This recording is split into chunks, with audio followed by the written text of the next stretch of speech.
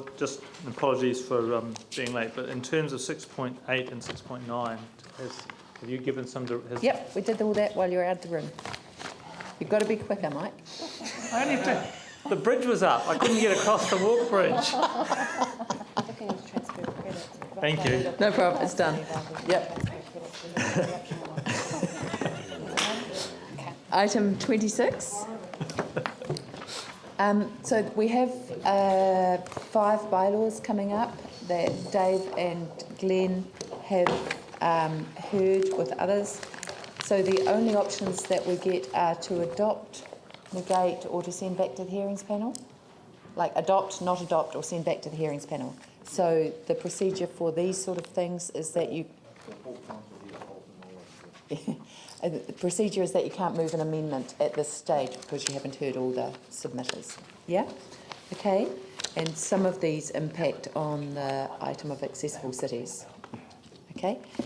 So, item 26, the report of the hearings panel on the cruising and prohibited times on roads bylaw. Dave. I think this one's pretty straightforward. If I could just refer members to item 5.3, clause 5.3 outlines the substantive changes to this policy.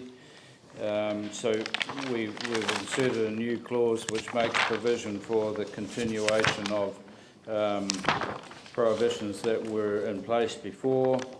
We've recognised in subclause 4.5F and again in 7.3F adding the community boards as being organisations of interest that can submit or make reference to the provisions in the bylaw, and thirdly, lastly, that we're recommending that the bylaw come into effect on the 1st of December.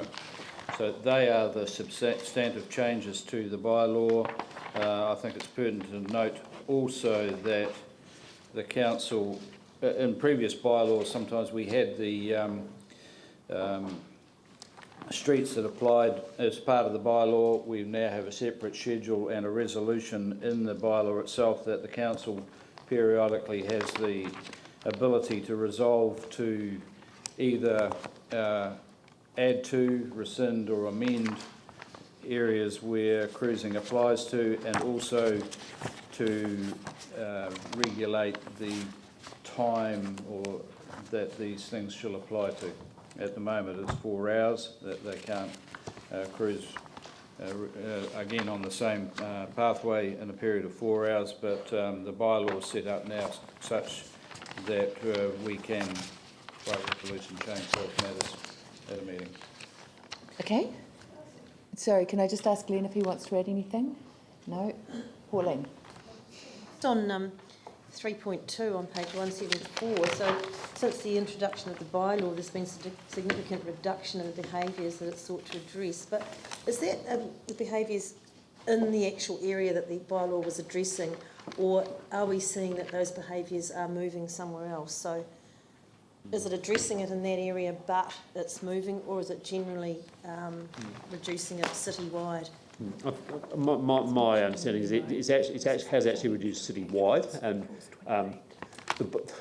the question of causality is more difficult to answer. So is that because of the bylaw or because of other things? It's hard to pin down, because since the bylaw came in, there's also been other changes at a national level in terms of legislation. The Crusher Collins stuff all came in at about the same time, and clearly we've had the earthquake and all that sort of upheaval and damage to roads in the meantime as well. So yeah, I think it is less than it was at that time. Certainly we're not sort of getting, as far as I'm aware, we don't seem to be getting the same sort of levels of complaints in issues that we had at that time. But we still feel the bylaw is a helpful tool, and that's certainly the information that we have from the police.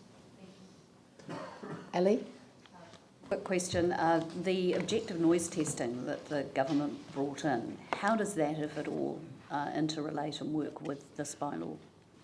It doesn't relate specifically to this bylaw, so that's again another one of the tools that the police have available to them, and at times they will use some of the bylaw tools and some of those other tools that they have in the same operation, but it doesn't sort of impact the bylaw. It's separate from the bylaw. If they're using objective noise testing as part of their toolbox?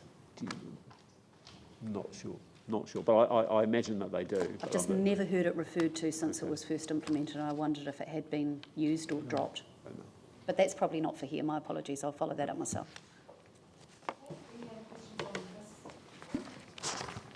If not, I'm assuming Glenn and or Dave and Glenn move it, Pete? Well, I'm happy to move the recommendation Is that true, Pete? outlined in 8.1. Yep. Yep, okay, sorry. Moved David, seconded Glenn. Yep, good. Okay. No further questions, debate? I'll put that. Those in favour, please say aye. Those opposed, carried. The next